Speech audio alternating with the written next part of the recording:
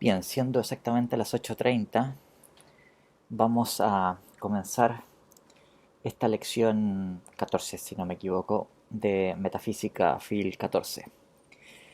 Les doy la bienvenida a todos ustedes y eh, vamos a retomar entonces los temas que estábamos tratando en la lección anterior. Ustedes se acordarán que lo que estuvimos conversando en la lección anterior tenía que ver con algunos rendimientos explicativos de el posibilismo modal o realismo modal extremo, en particular del tipo defendido por David Lewis. No es que haya muchos más, pero es el típico. Y estábamos en particular conversando acerca de la forma en que se tratan las propiedades en una metafísica modal posibilista, tal como la de Lewis. Recuerden ustedes que estas aplicaciones que estamos viendo, o estos rendimientos teóricos que estamos viendo, eh, no es simplemente una consecuencia que se sigue después que uno ha justificado independientemente que existen mundos posibles, sino que la idea de Lewis es que precisamente debido a que los mundos posibles ofrecen estas ventajas teóricas, o sea, tienen estos rendimientos explicativos en distintas áreas, es que es conveniente está justificado aceptar mundos posibles, entre otras razones. No es un argumento que uno pueda resumir muy fácilmente en unas pocas cosas. Si uno intenta resumirlo, suena bien tonto en realidad. Pero para Lewis, la idea es postular mundos posibles tiene una serie de ventajas teóricas, y lo que estamos viendo, entre otras cosas, son esas ventajas teóricas. Y por otra parte, esas ventajas teóricas no pueden ser replicadas por sus alternativas actualistas. Por tanto, también parte de la argumentación de Lewis tiene que ver con algo que vamos a ver mucho después, que tiene que ver con la consideración de cómo funcionan esas posiciones actualistas cuando se trata de resolver problemas semejantes. Bueno, entonces, un tema que estábamos tratando la lección pasada tiene que ver con cuál es el tratamiento que se hace de las propiedades universales. El posibilismo, por sí mismo, o sea, la idea de que hay mundos posibles, que son cosas como el mundo actual, etcétera, etcétera, es compatible con postular la existencia de universales. Tema que ya he mencionado otras veces. También es compatible con que uno postule tropos. ¿Bien? Ahora, eh, ¿cuál es la gracia aquí para Luis? Que los mundos posibles luisianos y sus habitantes ofrecen, o si ustedes quieren poner, colocarlo de manera más neutral, ofrecerían la posibilidad de efectuar una eliminación o una reducción de esos universales a simplemente clases de objetos. Por tanto, uno podría ser nominalista, por decirlo así, y defender una ontología que es, al menos en este aspecto, mucho más económica que las ontologías que proponen quienes defienden que hay universales, si es que uno postula que hay mundos posibles. Ahora, también ustedes pueden dar cuenta, es a un costo esto, no es gratis, digamos, ¿no? O sea que uno puede ser más económico al no tener que postular universales, eh, pero al costo de tener que postular mundos posibles, ¿de acuerdo? Tal como los entiende David Lewis, lo cual no es económico. Esto es lo que, si ustedes también recuerdan, conversamos hace un tiempo atrás, esto es lo que diferencia lo que se llama una economía cualitativa de una economía cuantitativa. O sea, cualitativamente, la teoría de Lewis es más económica porque postula menos categorías fundamentales de entidades, a saber, objetos, ¿de acuerdo? Objetos y clases de objetos y qué sé yo, sumas merológicas de objetos. Eh, en relación o en comparación a ontologías que postulan que hay objetos y universales, por ejemplo. Pero hay otro aspecto de comparación entre teorías que tiene que ver con la economía cuantitativa. Y claro, si se trata de economía cuantitativa, el posibilismo modal de Lewis no es económico, en lo absoluto, digamos, ¿no? O sea, estamos postulando que el dominio de objetos es muchísimo, muchísimo, muchísimo, muchísimo más amplio de lo que nosotros nos habíamos imaginado originalmente. No son solamente los objetos de nuestro universo, por grande que sea ese universo, sino que incluye todos los objetos de todos los mundos posibles que existen con el mismo derecho que los objetos de nuestro mundo. Bien, pero ustedes pueden darse cuenta de cuál es la estrategia general de Lewis. Entonces, las propiedades universales entonces pueden ser reducidas a clases de objetos posibles. Y dentro de las clases de objetos posibles, además, las funciones que en principio deberían satisfacer universales, que son los llamados universales escasos, del tipo que han sido postulados por Armstrong y que en general es el tipo de universales generalmente aceptado hoy día. Esos universales escasos eh, son sustituidos o sus funciones pueden ser cumplidas por clases que sean perfectamente naturales. O, en fin, si no, a lo mejor no son perfectamente naturales, pero naturales, ¿verdad? ¿Y en qué consiste que una clase sea natural?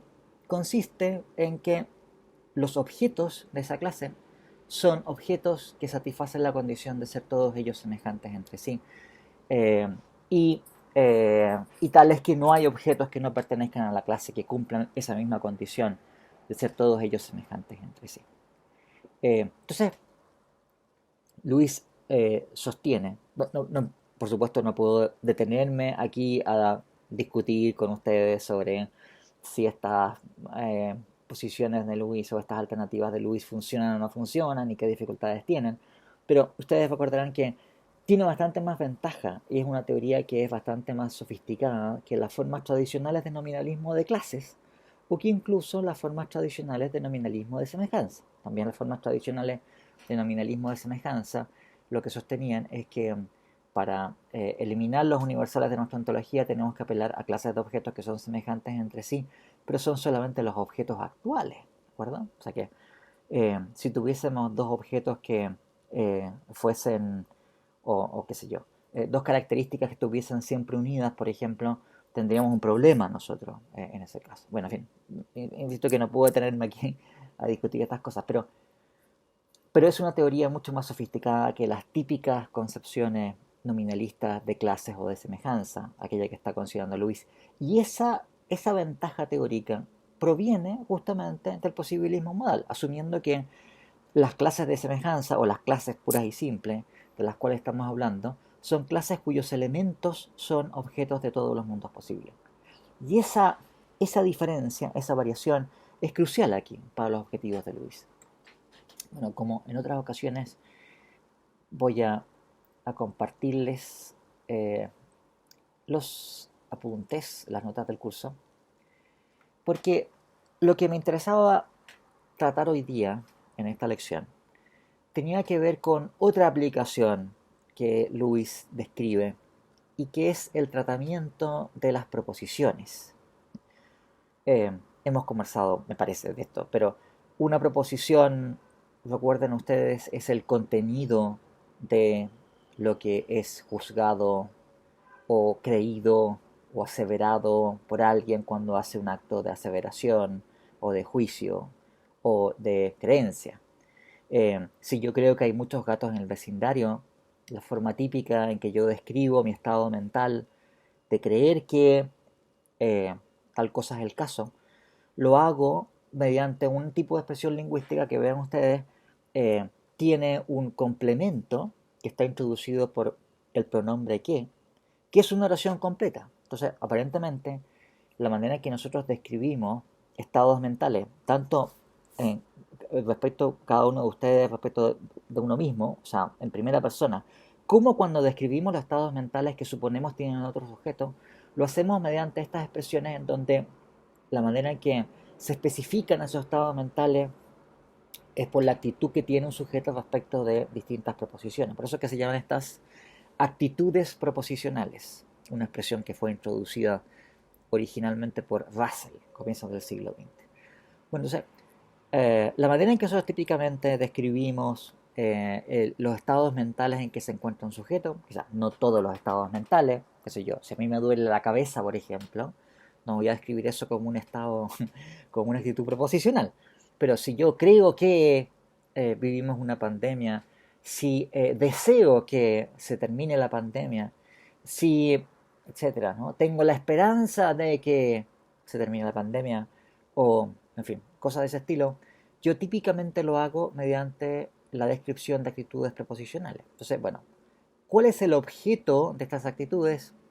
No son simplemente oraciones de un lenguaje, por más que uno utilice oraciones de un lenguaje para describir o para expresar o representar el contenido de esas actitudes, Lo mismo pasa si estamos considerando lo que un sujeto juzga como siendo el caso, que también bien, es una actitud proposicional, o cuando queremos nosotros considerar cuál es el contenido de lo que un hablante está aseverando o diciendo usando expresiones de un lenguaje. Bien, entonces, esto ha sido denominado eh, durante el siglo XX, y hay aquí variaciones terminológicas, naturalmente, que se han dado, pero más o menos la terminología relativamente establecida es que el objeto de todas estas cosas se llama una proposición, y que son además, y esa es la posición también relativamente estándar, las proposiciones son aquello que tiene directamente un valor de verdad. O sea, las proposiciones son las que son verdaderas o falsas. Las oraciones son verdaderas o falsas en la medida, o sea, derivativamente, en cuanto sirven para enunciar una proposición. Las creencias son verdaderas o falsas en la medida en que, y derivativamente, por relación a las proposiciones que son su objeto. Bueno, o sea, si yo creo que hay muchos gatos en el vecindario y hay muchos gatos en el vecindario, mi creencia es verdadera, pero es verdadera para ustedes porque la proposición hay muchos gatos en el vecindario es verdadera. ¿Bien? Entonces, eh, las proposiciones se han tomado tradicionalmente como el objeto de esos actos mentales de creencia, en fin, de esas actitudes proposicionales. Como digo, que es la manera estándar en la que nosotros, por la que nosotros describimos nuestros propios estados mentales y los estados mentales de, en fin, de otras personas. Y si nos encontrásemos con, no sé, con alienígenas eh, o con ángeles, que a lo mejor tienen lenguajes muy distintos de nosotros, si nosotros vamos a tratar de describir qué tipo de estados mentales suponemos que tienen ellos, dada la evidencia que nos entregan, lo vamos a hacer con expresiones de actitud proposicional también, porque es el recurso que tenemos. ¿Okay? Aunque sus pensamientos sean mucho más sublimes de los nuestros, pero esa es la forma en que nosotros lo hacemos. Bueno, eh, entonces, las proposiciones se han tomado como esto, pero también durante buena parte del siglo XX, ustedes ya se imaginarán lo que ha pasado con filósofos como Quine, naturalmente, los neopositivistas, etcétera, etcétera. Eran entidades extremadamente sospechosas, ¿verdad? O sea, ¿qué es lo que es una proposición? Que no es una oración. Una oración, claro, es una entidad lingüística, es una secuencia, primeramente de fonemas. Para nosotros, sí, nuestros lenguajes naturales son primeramente mecanismos para emitir ruido que codifican información. Bueno, entonces nosotros, los lenguajes parecen ser una cosa relativamente aceptable, pero ¿qué es esto de una proposición que no es simplemente una oración, sino que es algo, por decirlo así, a lo que una oración accede, es algo que para lo cual nosotros usamos las oraciones para, por decirlo así, formular y transmitir y, en fin, enunciar esas proposiciones? Entonces, son entidades aparentemente de carácter abstracto, no son entidades concretas, y claro, para un filósofo de inclinaciones nominalistas, esto de admitir proposiciones no es una cosa a la cual ellos se sientan muy inclinados de entrada. ¿De Entonces, también si ustedes ven muchas discusiones en filosofía del lenguaje durante todo el siglo XX, son discusiones acerca de cuál es el correcto análisis de los enunciados de actitudes preposicionales. ¿Para qué? Para no tener que comprarnos proposiciones, ¿verdad? Bien, ese es un problema clásico que ustedes van a ver discutido todos los años 50, 60. O sigue siendo un problema hoy día, un problema filosófico vivo, digamos. ¿No? Entonces, las proposiciones son entidades que para muchos filósofos son, llamémoslo así, entia non grata. ¿Bien? Entes que no nos gustan. ¿Cierto? O sea, que nos preferiríamos no tener que aceptar su existencia. Preferiríamos buscar alguna manera de poder eliminarlos por otra cosa. Y claro, no es sencillo eliminarlos, ni por estados mentales, ni por una serie de razones, ¿no? ¿Qué es lo que... O sea, ustedes se dan cuenta, pasa una cosa parecida con las propiedades, porque con las propiedades también los nominalistas naturalmente que no quieren aceptar propiedades universales, en fin, las cosas abstractas que están instanciadas en muchas cosas, etcétera, ¿no? De una manera, si ustedes quieren análoga, la postulación de proposiciones también es algo que encuentra resistencia en estos filósofos. Y Lewis también de una manera semejante a lo que sucede con las propiedades, porque claro, lo que hace Lewis en el caso de las propiedades es diciendo, mira, Si tú eres nominalista, a ti te cargan los universales, no quieres aceptar universales, pero estás complicado porque no tienes cómo eliminarlos, digamos, ¿no? Las alternativas nominalistas que tú propones son malas, digamos, tienen problemas serios, digamos, y son poco creíbles. Dejo, yo tengo la solución para ti. Mundos posibles, ¿bien? Porque efectivamente sí, los mundos posibles luisianos, como ustedes ven, ofrecen una posición nominalista mucho más sofisticada. Bueno, aquí ustedes pueden encontrar que sucede algo semejante. El espíritu de Lewis es ofrecer una salida a filósofos que no quieren aceptar o que no se sienten cómodos con la necesidad de tener que introducir preposiciones en su ontología.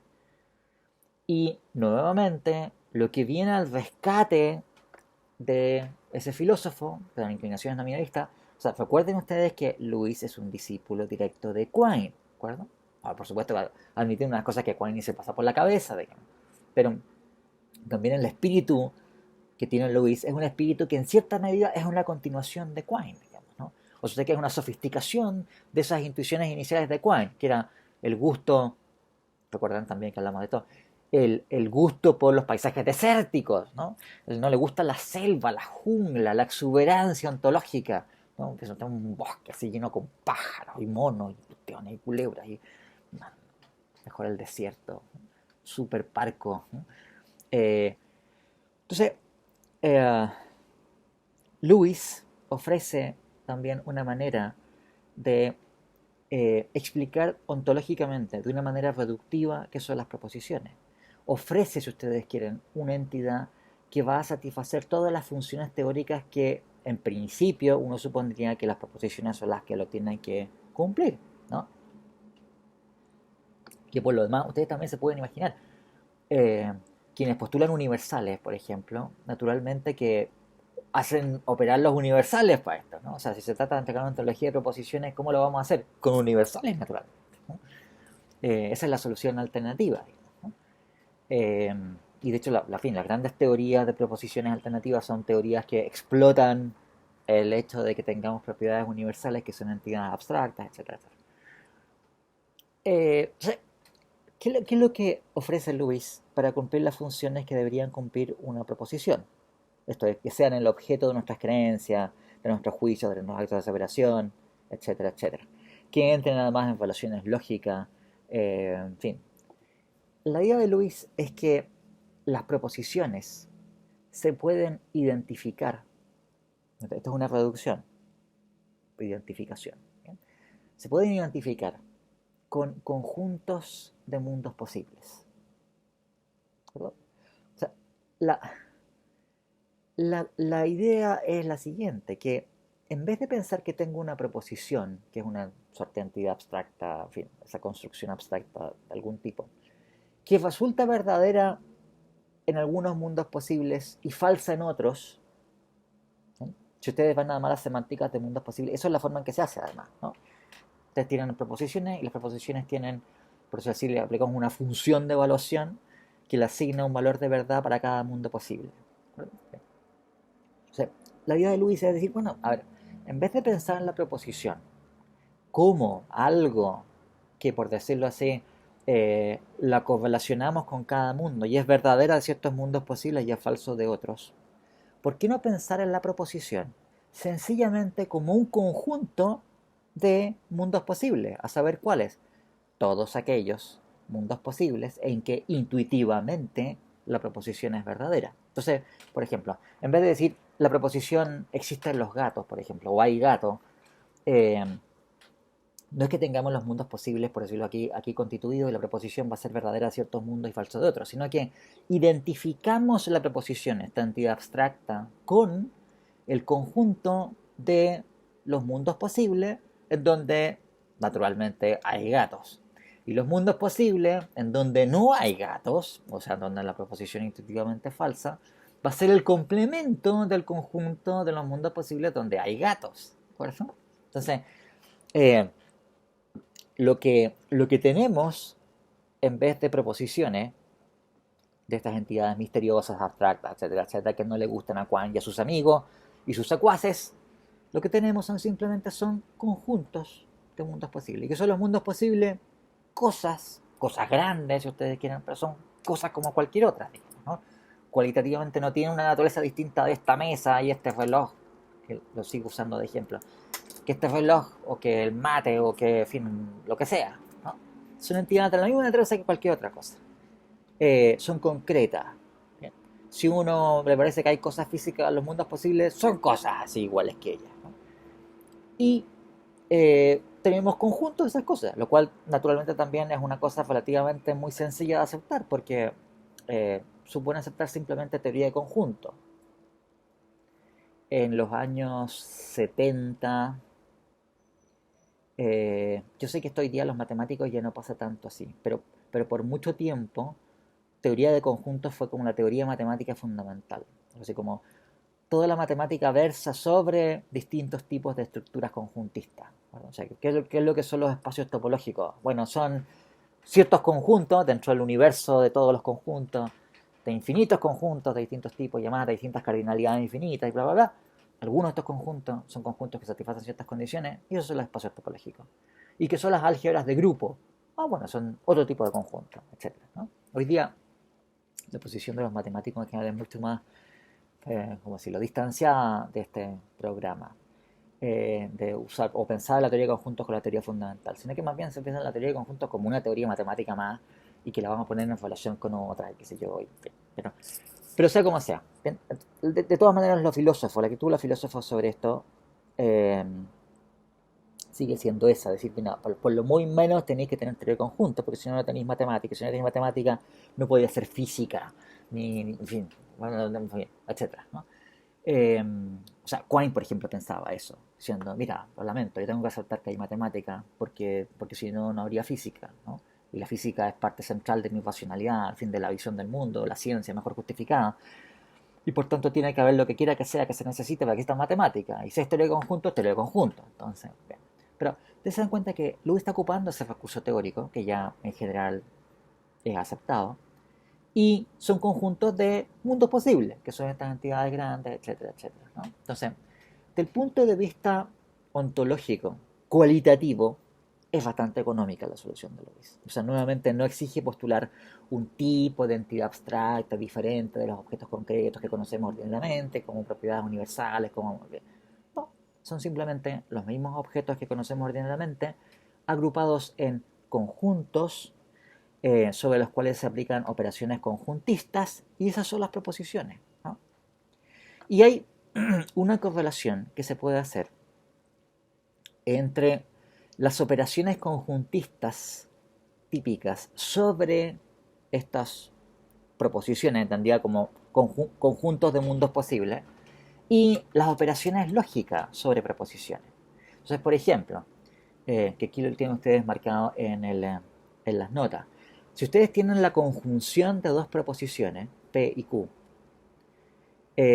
bueno, esto va a coincidir exactamente con la intersección de el conjunto de mundos posibles, que es aquello con lo cual identificamos la proposición P, y el conjunto de mundos posibles que identificamos con la proposición Q. ¿De acuerdo? O sea, también intuitivamente, si P se identifica con todos y solo los mundos posibles en donde lo que enuncia P es el caso, y Q lo mismo, bueno, ¿con qué cosa vamos a identificar P y Q? Bueno, exactamente con el conjunto de mundos posibles donde sucede al mismo tiempo lo que enuncia P y lo que enuncia Q. Y ese es exactamente lo que está determinado por la intersección de P y Q, entendido de esta manera conjuntista, ¿no? Lo mismo sucede cuando pensamos nosotros en la disyunción de dos proposiciones. Entonces, ¿con qué identificamos la disyunción de P o Q? Que recuerdan ustedes, es un conectivo proposicional que resulta verdadero en caso de que P sea verdadero, o Q sea verdadero, o P y Q sea verdadero. ¿Bien? Bueno, o si ustedes quieren, es un conectivo proposicional que resulta falso solamente en el caso de que P y Q sean los dos falsos. Bueno, que podemos identificar nuevamente eh, esa proposición disyuntiva con la unión de los conjuntos respectivos con los cuales identificamos la proposición P y la proposición Q. La negación, a su vez, de una proposición es el complemento del conjunto respectivo. O en otras palabras, si tenemos nosotros, por decirlo así, dado el dominio de todos los mundos posibles, el conjunto de mundos posibles que asociamos con la preposición P es exactamente el conjunto de todos los mundos posibles, en donde lo que enuncia P es el caso. ¿Y qué es lo que va a enunciar no P? Bueno, todos los restantes mundos posibles, que son los mundos posibles en donde no sucede lo que enuncia la preposición P. Y eso es el complemento conjuntista de, pues el conjunto de los mundos posibles, vamos a asignar W mayúscula, es W, por decirlo así, menos con la diferencia del conjunto de P, su complemento. Y de una manera semejante, por supuesto haciendo las transformaciones del caso, que aquí ustedes lo pueden ver en las notas del curso, no voy a hacerlo aquí oralmente, podemos también especificar, usando solamente operaciones conjuntistas, qué es lo que sea la implicación de P a Q, o sea, si P entonces Q, podemos también transformarlos en un conjunto preciso de mundos posibles. Lo mismo, el bicondicional sobre P y Q, o sea, P si solo si Q también viene a ser un conjunto preciso de mundos posibles, eso ustedes lo pueden ver ahí, y después todo lo bastante se hace de la misma manera, ¿no? Ahora, esto a ustedes les puede parecer como, wow, qué sorprendente, pero qué genial lo que hizo Lewis y no sé qué. La verdad es que no es una gran gracia esto que ha hecho Lewis, una cosa muy conocida, porque la estructura de esa álgebra de clases o álgebra, en fin, con operaciones conjuntistas sobre conjuntos, etcétera, de uniones, de intersecciones, complementos, etcétera, etcétera, es una álgebra de Boole, tiene una estructura algebraica precisa, que es la misma estructura que tiene la lógica de proposiciones. Entonces, una cosa súper conocida desde el siglo XIX. O sea, se llama álgebra de Boole además, ¿no? Porque George Boole, el matemático inglés, que fue de los primeros en que comenzó a utilizar técnicas algebraicas para resolver problemas de lógica, fue el ya vio esto, ¿de acuerdo? O sea, por eso no tiene ninguna gracia esto que está haciendo David Lewis. Y otros filósofos en la misma época que Lewis, aunque no son posibilistas, comenzaron a usar el mismo recurso. El más conocido es Stalnaker, del cual vamos a hablar luego, porque también Stalnaker, paralelamente a Lewis, desarrolla una semántica para condicionales contrafácticos usando mundos posibles. Pero Stalnaker no es posibilista. Stalnaker es un filósofo actualista. Pero usa, en este caso, el mismo recurso teórico. Ahora, ustedes pueden darse cuenta que la idea de Lewis tiene un atractivo, es ontológicamente económico. Ustedes pueden ver nuevamente una instancia de esta misma estrategia argumentativa diciendo, mira, la postulación de mundos posibles ofrece una ventaja teórica importante porque tú puedes entonces dar una explicación reductiva de qué son las proposiciones sin tener que comprometerte con otro tipo de entidad abstracta. Y que, claro, vamos a ver cuando vemos formas de actualismo, que de hecho algunos actualistas, por ejemplo, aquí es lo que reducen los mundos posibles, los reducen a conjuntos máximamente consistentes de proposiciones. Entonces, hay algunos actualistas que precisamente hacen la reducción inversa. No son los mundos posibles los que permiten reducir a las proposiciones, sino que usan proposiciones para reducir mundos posibles. ¿Sí? O sea, como digo, hace el asunto exactamente inverso. O sea, Lewis está ofreciendo una manera de dispensarnos de proposiciones. Y eso para muchos filósofos resulta una ventaja teórica importante. ¿Bien? Eh, bueno, hay otras aplicaciones más como las creencias sobre, si yo, por ejemplo, creo que P es verdadero, esa creencia consiste en creer que eh, el mundo que habito pertenece a la clase de mundos posibles con que identifico la proposición P. Bueno, o sea que mi creer que algo es verdadero es creer un hecho conjuntista de pertenencia de mi mundo a una clase, ¿no? Ahora, claro, la solución de Luis, eh, sin embargo, eh, ha sido bastante resistida. O sea, de Luis. Y lo mismo pasa con Stalnaker, aunque Stalnaker no sea un posibilista, ¿no? Si ustedes ven, cosa que tampoco tenemos tiempo para hacer aquí, las discusiones que hay sobre metafísica de proposiciones, creo que yo les comenté que estoy este año justamente comenzando un proyecto Fondesit de 4 años, en un equipo con otros dos colegas eh, eh, filósofos que se dedican a alguna filosofía del lenguaje, otro metafísico, sobre metafísica y proposiciones justamente, ¿no? Pero no vamos a hacer lo que pretendo hacer, te aseguro que no.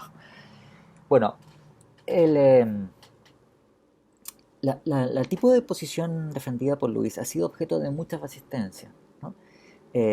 Para la gente que se dedica específicamente en temas de metafísica de propiedades. Y eso por lo siguiente, porque claro, eh, tiene aparentemente ventajas teóricas y la teoría de Luis parece funcionar relativamente bien cuando estamos hablando de preposiciones contingentes. Entonces, si yo tengo la preposición hay gatos, por ejemplo, y la preposición hay perros, que aparentemente son preposiciones distintas, o sea, ¿por qué es importante que sean preposiciones distintas? Porque eh, esas preposiciones son las que especifican el contenido de una creencia, por ejemplo, y creer que hay gatos, por ejemplo, parece ser una creencia nada que ver con creer que hay perros. ¿Bien? O sea que pues sí, las proposiciones tienen que tener tantas diferencias como diferencias existan en las creencias que están aparentemente representando o modelando. ¿Bien? O sea, la teoría de Lewis funciona relativamente bien cuando se trata de proposiciones contingentes. Digo, no todos los mismos mundos posibles serán los mundos posibles en que existan gatos que los mundos en que existan perros, porque pueden existir perros y no existir gatos, o existir gatos y no existir perros, qué sé yo, podrían pasar no sé qué vicisitud de la historia evolutiva de las especies y qué sé yo, y los perros nunca surgir, o qué sé yo, o al revés, los gatos nunca aparecer, y qué sé yo. En vez de eso, no sé, en fin, hay puros dientes de sable y andan por todas partes, por los techos, así, y maullan en agosto, y bla, qué sé yo. O lo mismo con los perros, digamos, son puros lobos, digamos, ¿no? Andan por todas partes. Eh, entonces, claramente no son los mismos conjuntos de preposición, de mundos posibles, la proposición, el conjunto que vamos a identificar con la preposición hay gatos que con la preposición hay perros. El problema surge cuando nosotros consideramos la manera en que debería ser representado o reducido proposiciones necesarias y proposiciones imposibles. ¿Por qué? Porque estas proposiciones son proposiciones verdaderas en todos los mundos posibles o falsas en todos los mundos posibles. Entonces, como son verdaderas en todos los mundos posibles o falsas en todos los mundos posibles, todas ellas deberían ser reducidas a la misma proposición. O sea, si una proposición es un conjunto de mundos posibles, y el mundo posible, perdón, el conjunto con el cual vamos a identificar la proposición, qué sé yo, 2 más 2 igual a 4, es un conjunto que incluye todos los mundos posibles, porque en todos los mundos posibles 2 más 2 igual a 4. Y a su vez, la proposición 2 más 3 igual a 5, la tengo que identificar con un conjunto de mundos posibles que incluye todos los mundos posibles, porque en todos los mundos posibles 2 más 3 igual a 5. Lo que deberíamos concluir es que la proposición 2 más 2 igual a 4 es la misma proposición que 2 más 3 igual a 5. Y eso con todas las preposiciones necesarias, o imposibles, digamos, ¿no? O sea, así como digo, 2 más 2 igual a 4, 2 más 2 es igual a 8, es falsa. Y si tenemos que identificarla con un conjunto de mundos posibles, tenemos que identificarla con el conjunto vacío. Pero que, lo mismo sucede con la preposición 2 más 3 igual a 8. También debería ser identificada con el conjunto vacío. Entonces, la consecuencia que tiene la teoría de Luis es que todas las proposiciones necesarias son la misma proposición y todas las proposiciones imposibles son la misma proposición. Ahora ustedes van a decir, bueno, ¿y eso es muy serio? Bueno, sí, es serio. Por lo menos por esto. Porque piensen ustedes que, como digo, la manera en que nosotros especificamos las condiciones de identidad de una creencia, no, quizás no totalmente, pero al menos un constitutivo muy importante para eso, para especificar las condiciones de identidad de una creencia, de cualquier actitud preposicional, son las preposiciones que son objeto de esas actitudes, ¿no es cierto? Entonces sucedería que si un sujeto cree que 2 más 2 igual a 4 y otro sujeto cree que todos los solteros son no casados, que también es una verdad necesaria, o qué sé yo, otro cree que, no sé, que Pablo Neruda es igual a Néstor Reyes, ¿de acuerdo? Eh, todos ellos tienen la misma creencia, lo cual parece absurdo, digamos. ¿No? Creer que Pablo Neruda es idéntico a Neftalí Reyes, que es una proposición necesaria, como ustedes recordarán, lo vimos en su momento, es la misma creencia que creer que todos solteros son no casados. Y es la misma creencia que creer que 2 más 2 igual a 4. O sea, algo así como, mira, una vez que tú aprendiste una verdad matemática, las aprendiste todas, digamos, porque tienen el mismo contenido.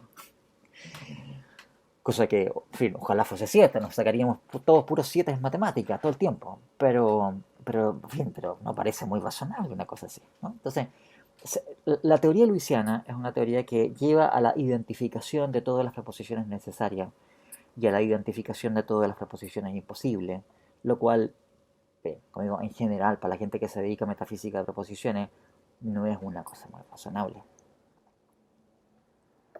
Pero, sea como sea, yo digo que eh, ustedes no encontrarán que la teoría de Lewis o de Salnaker hoy día tenga muchos defensores en quienes trabajan en ese tipo de cosas. Pero ustedes pueden ver que se ve aquí el espíritu de ese mismo tipo de espíritu que hemos visto cuando se trata de el tratamiento ontológico de las propiedades, de explotar los mundos posibles como algo dado para entregar una explicación ontológica. Y la aptitud de los mundos posibles para efectuar esa explicación ontológica, Luis lo ve como una razón para aceptar mundos posibles. O sea, los mundos posibles son, por así decir, justificados por su fertilidad teórica, entre otras cosas respecto de las proposiciones o respecto de las propiedades. ¿Bien? Ok, vamos a dejar hasta aquí esta aplicación teórica de los mundos posibles y veamos ahora otra aplicación teórica. Esta mucho más célebre, si ustedes quieren, que las anteriores, mucho más conocida. Y de hecho, un tipo de aplicación que además hemos estado considerando de una u otra manera en lecciones anteriores, y son la famosa semántica de contrapartidas. Con esto yo estoy traduciendo el inglés counterpart. Ya hay otras traducciones que se han utilizado, correlato, en fin. Hablo de contrapartida simplemente como traducción del inglés counterpart. ¿Bien? Sí. ¿Qué es lo que es la semántica de contrapartida? Es una semántica en donde las condiciones de verdad de las atribuciones modales de re se hacen bajo la suposición de que ningún objeto es idéntico en distintos mundos posibles. Eh, Esto fue propuesto por Luis el año 60 y... lo tengo el 69, pero el 68 en realidad, perdón, hay un error ahí. El año 68, Luis publica un artículo en Journal of Philosophy que se llama Counterpart Theory and Quantified Modal Logic, o teoría de contrapartida y lógica modal cuantificacional. Lógica modal cuantificacional es lógica modal, o sea, con cuadraditos y rombos, pero interactuando con cuantificadores. Para todo hay algunos, etc. Bueno, entonces, eh, lo que, lo que Lewis ofrece originalmente en ese trabajo del año 68 es una manera de asignarle condiciones de verdad a todos esos enunciados en donde nosotros aparentemente estamos tratando sobre un objeto específico y estamos considerando lo que podría sucederle o lo que debería sucederle a ese objeto en particular, ¿no? Esto es lo que se llama una modalidad de re. ¿De re por qué? Porque versa sobre la cosa, ¿no? No versa sobre un enunciado, que el otro tipo de atribución modal se llama atribución modal de dicto. ¿Por qué de dicto? Porque es de lo dicho, ¿de acuerdo? Sobre, es el carácter necesario o posible de una proposición. Cuando estamos hablando de modalidades de re, estamos hablando de el carácter necesario o posible de un atributo o característica de un objeto. Por eso es que me digo, es de re. ¿Ven? Y nosotros hacemos atribuciones modales de re todo el tiempo, permanentemente. Estamos suponiendo aquello que podría sucederle a tal objeto o aquello que necesariamente debe sucederle a un objeto o que es imposible que le suceda a un objeto.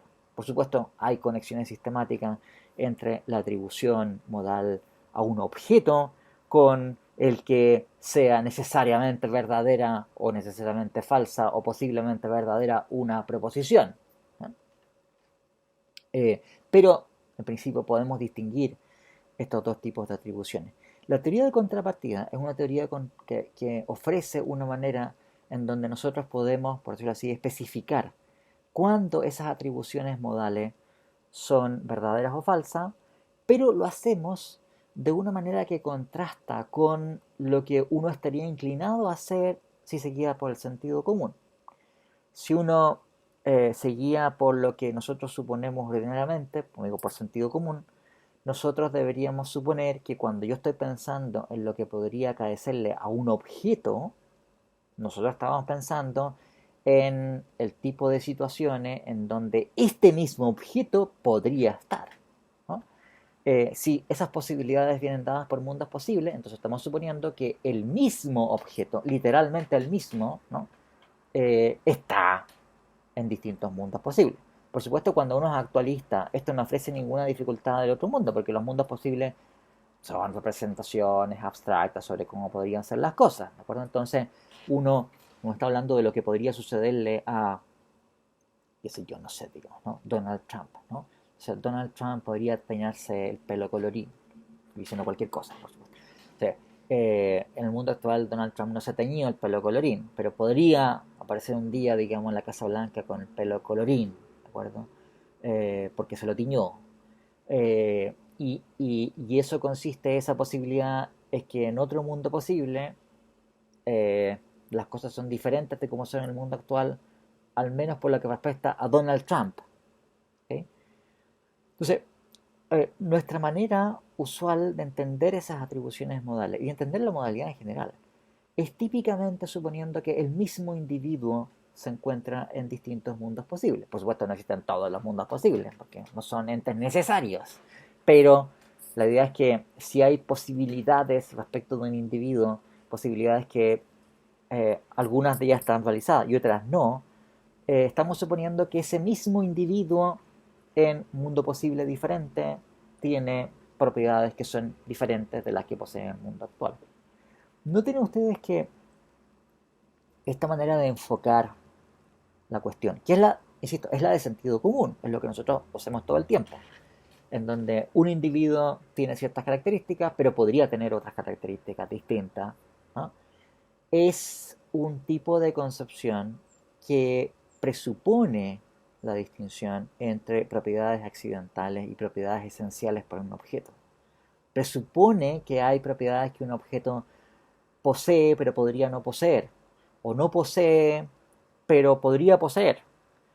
Eh, y hay, en cambio, otras propiedades que son invariantes para un objeto, que el objeto nunca podría dejar de poseer sin ser el objeto que es, ¿no? Una palabra es que el objeto posee en todos los mundos posibles en que existe, y esas son las propiedades esenciales. Por tanto, digo, está inmediatamente conectado con esa concepción de sentido común, por la cual nosotros hacemos atribuciones modales de un objeto, y uno puede pensar que, no sé, digamos, que Donald Trump podría ser colorín, o que, no sé, qué sé yo, ¿cómo se llama el presidente? Macron podría ser un pirata, no sé. En otro mundo posible se hace pirata, y qué sé yo, y se va a Somalia y se dedica a vivir como pirata, no sé. Eh, Estamos considerando esas posibilidades, estamos presuponiendo de que hay cosas que son variantes y otras cosas que no son variantes, que se mantienen constantes y que forman la esencia del objeto.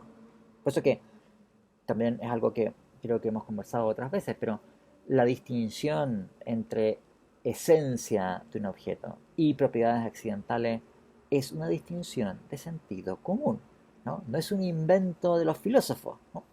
O sea, es un tipo de tesis que por algún tiempo a los filósofos le parecía tirada a las mechas cuando se suponía que todas esas propiedades esenciales deberían poder ser conocidas a priori. Y por tanto, para conocer la esencia de algo deberíamos, por tanto, solamente sentarnos en nuestro escritorio y reflexionar a priori sobre la idea de, no sé, el agua, ¿no? O el oro, o no sé, ¿no? Eh, pero, en fin, ustedes ya saben que una vez que distinguimos las modalidades metafísicas de las modalidades o de las nociones epistemológicas, no hay por qué suponer que vale tal cosa. Pero vuelvo a la idea, la suposición ordinaria que nosotros hacemos cuando nosotros estamos pensando en que, por ejemplo, Donald Trump podría ser colorín, es que Donald Trump existe idéntico en distintos mundos posibles. Porque hay otros mundos posibles en donde existe el mismo individuo, pero en vez de tener el pelo rubio, tiene el pelo colorín. ¿Sí? Y así. Al revés, hay propiedades que son propiedades constantes para un individuo. También hemos dado ejemplos en lecciones anteriores de esto, pero tradicionalmente, por ejemplo, una cosa que ha sido supuesta desde tiempos de Aristóteles en adelante es que para una sustancia particular es esencial ser de un cierto tipo de sustancia, ¿no? Esto es lo que se ha conocido, o sea, no es terminología, en fin, de la metafísica clásica, pero es terminología así que se ocupó en el siglo XX, hablar de su propiedad sortal, ¿no? Este es una expresión que inventó Locke originalmente, final del siglo XVII, pero se utilizaba en el siglo XX para designar el tipo, la propiedad que especifica el tipo de objeto que algo es. Y que, claro, para filósofos que tienen hasta este punto de vista, el tipo de propiedad sortal que tiene algo es algo que cumple una función ontológica fundante del tipo de vicisitudes que le van a suceder en el tiempo, o si ustedes quieren, que le pueden suceder en el tiempo, y también el tipo de situaciones que va a tener ese objeto en distintos mundos posibles. Entonces, típicamente, por ejemplo, si algo, una entidad es un ser humano, es esencialmente un ser humano. El ser un ser humano indica el tipo de sustancia que algo es. Y dado que alguien es un ser humano, entonces lo que se espera es que su evolución temporal, por ejemplo, se dé dentro de ciertos márgenes, ¿no? Hay cosas que no le pueden suceder a un ser humano, qué sé yo, un ser humano no se puede transmutar en coronavirus, ¿ya? Algo así como que uno amanece así, hola, soy un coronavirus, o como en, en fin, en la metamorfosis de Kafka, ¿no? O, o cosas por el estilo, que uno amanece, está convertido en un escarabajo, o qué sé yo, convertirse en cocodrilo, o cosas así. Los seres humanos no podrían convertirse en cocodrilo, ni en huevo frito, ni en coronavirus. Eh, hay ciertas cosas que le pueden pasar a un ser humano y otras cosas, en cambio, que dado que es un ser humano, no le pueden suceder. ¿Okay? Y eso está inscrito en la naturaleza de qué es lo que significa o en qué consiste ser un ser humano, ¿no? Entonces, el que alguien sea un ser humano tiene, no solamente es por decirlo así, un mero hecho que constatamos, sino que desde esta perspectiva, que insisto, es como la perspectiva como de sentido común, tiene una función fundante o regulativa de su persistencia en el tiempo y sus condiciones de identidad en distintos mundos posibles. Como digo, si el mismo objeto existe en distintos mundos posibles, entonces no podría pasar que en un mundo posible Donald Trump sea idéntico en un mundo posible a un cocodrilo. Que uno le coloque, no sé, el pelo, así, pero no es idéntico a un cocodrilo en otro mundo posible. Si va a ser idéntico a alguien en otro mundo posible, va a ser idéntico a un ser humano en otro mundo posible. Y en eso consiste el hecho de que Donald Trump es esencialmente un ser humano. Y si se trata de un gato, es esencialmente un gato. Y si es un átomo de oro, es esencialmente un átomo de oro, etcétera, ¿no? Bien, entonces, les cuento esto porque digo, esta es como la visión alternativa. Normalmente, no siempre, pero normalmente los filósofos actualistas adoptan puntos de vista de ese estilo.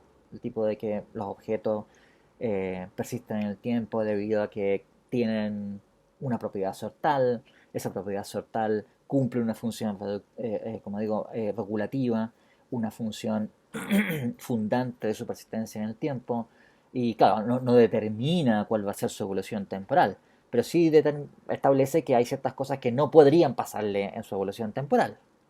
Entonces un ser humano, por ejemplo, claro, puede crecer, pero no podría, no sé, salirle alas, digamos, ¿no?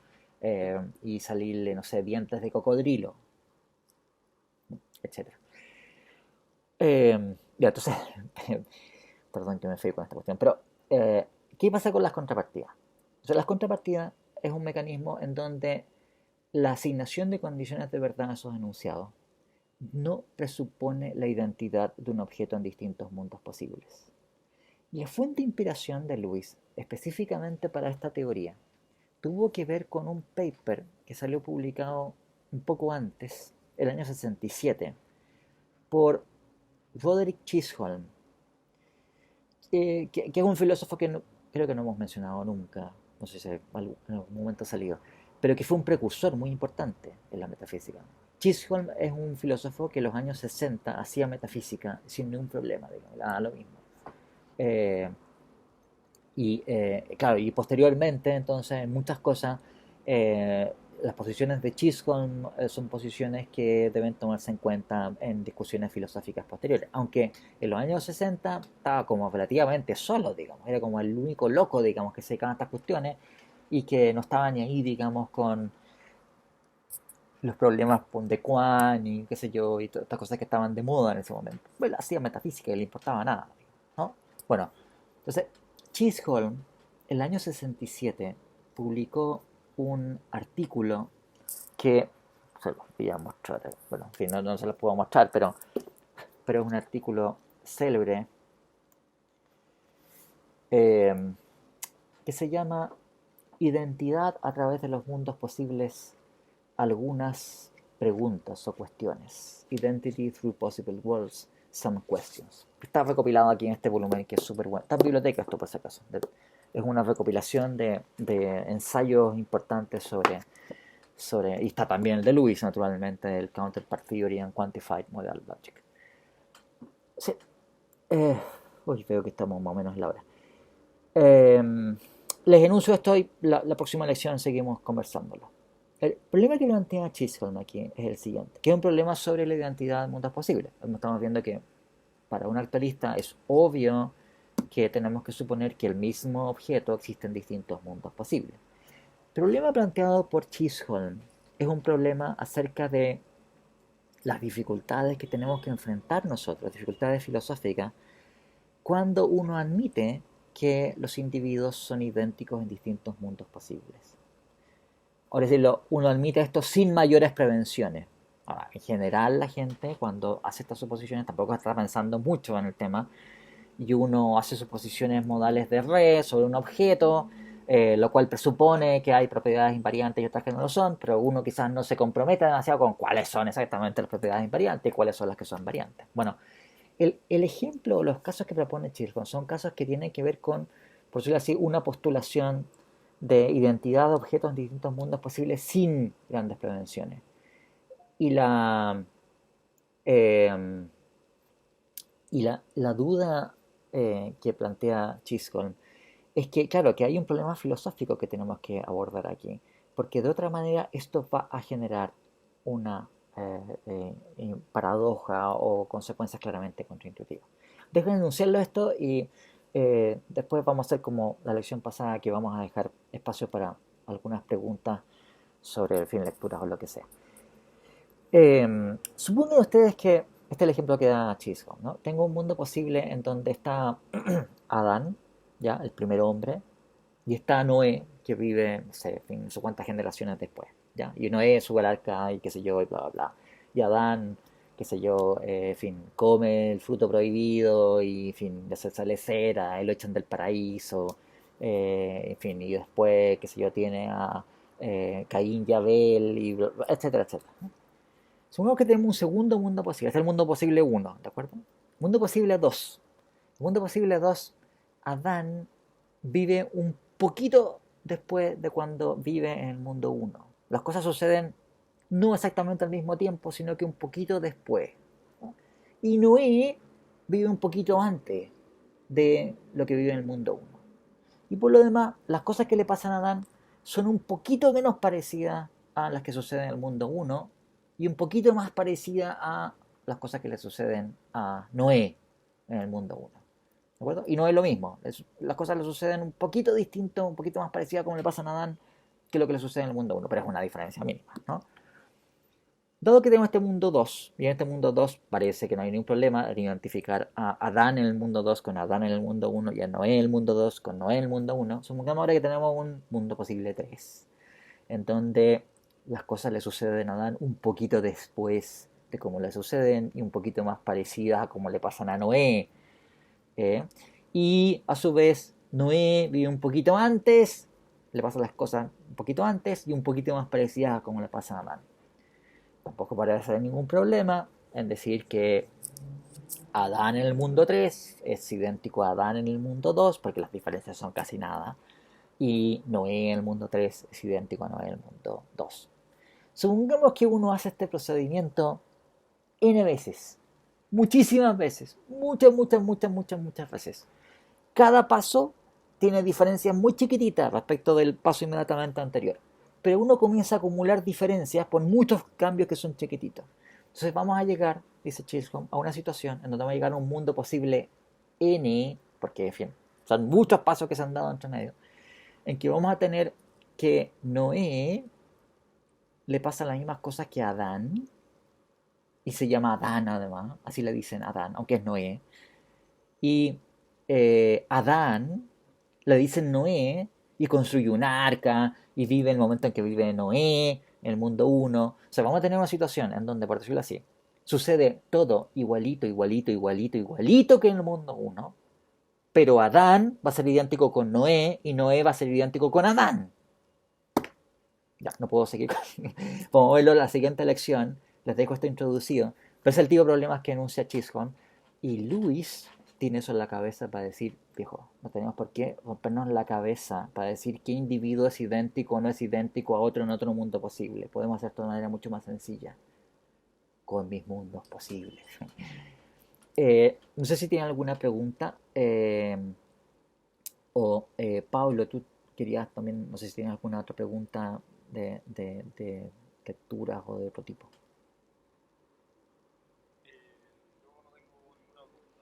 Ah, ya. Bueno, señores, entonces, ¿quién dijo profe? Nicolás Moya. Nicolás, por favor, adelante.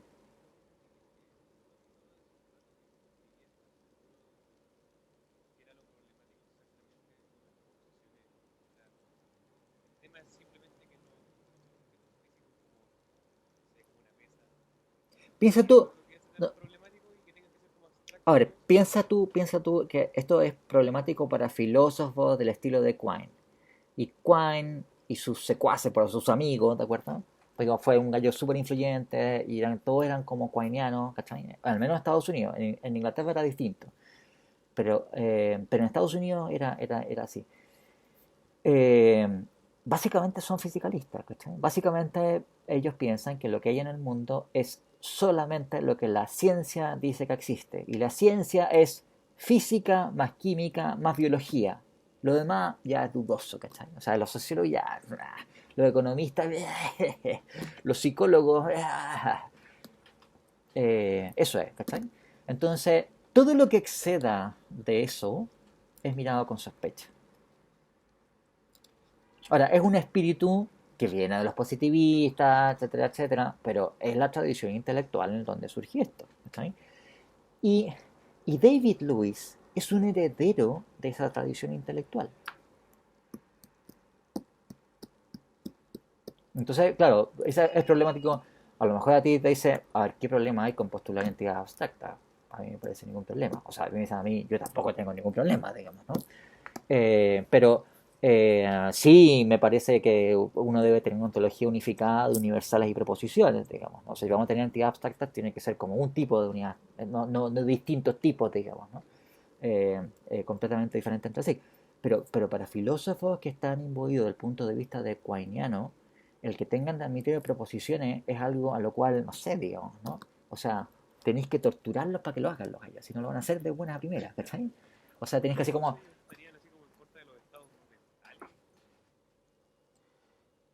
bueno, a ver, um, algunos de ellos sí, pero, pero un estado mental, la idea es que no debería llevarnos a postular una entidad abstracta, porque un estado mental es un tipo de estado concreto y debería ser reducible o, en fin, ser superveniente a o estar fundado en estado físico. O sea, no son dualistas en el sentido de que creen que hay un reino de lo mental que es completamente irreductible al reino de los hechos físicos, al estilo de Descartes. Por supuesto que eso no, digamos, ¿no? Pero mucho menos también, o sea, admitir proposiciones o propiedades universales o significados. Todas estas cosas son cosas que se tratan de evitar. Y son problemáticas por eso. Ahora, voy a decir, bueno, es un prejuicio filosófico. Bueno, fijo, pero era lo que el punto de vista que ellos tenían, digamos, ¿no? O sea, y de hecho también tú te encuentras con muchos filósofos, o sea, hasta el día de hoy en realidad eso pasa, que la metafísica analítica, como viene de esa matriz intelectual, es que en general tú asumes que el contexto de gente va de entrada a tener un punto de vista de ese estilo, un punto de vista fisicalista. O sea que todo aquello que no sea algo admitido por la ciencia física es algo que tenéis que explicárselo bien, digamos, porque no está dispuesto a aceptarlo de buena primera. ¿Cachai? Eh, Bien, señores. Entonces vamos a quedar en este punto y seguiremos la próxima semana. Y vamos ahora sí, voy a dedicar más tiempo a explicarles el famoso ejemplo de Chisholm y la semántica contrapartida. ¿Ok? Vamos a quedar aquí entonces, nos estaremos viendo. Hasta luego.